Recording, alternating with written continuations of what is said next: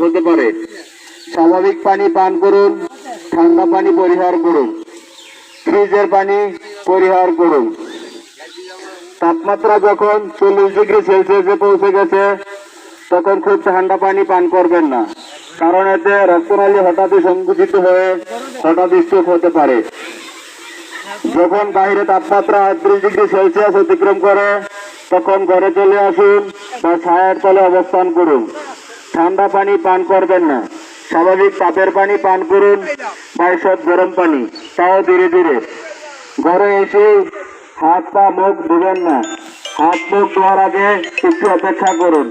দেহকে ঘরের তাপের সাথে খাপ খেতে দিন, অন্তত আধা ঘন্টা অপেক্ষা করুন হাত মুখ ধোয়ার আগে বা গোসলের আগে।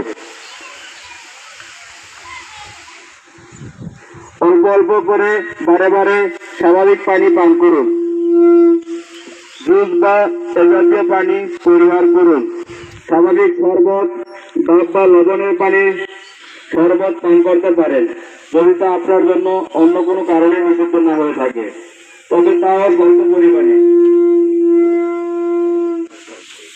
প্রচন্ড গরমে বা যদি আপনি খুবই ক্লান্ত থাকেন তবে ভুলেও বরফ মিশ্রিত পানি বা ফ্রিজের পানি পান করবেন না। যদি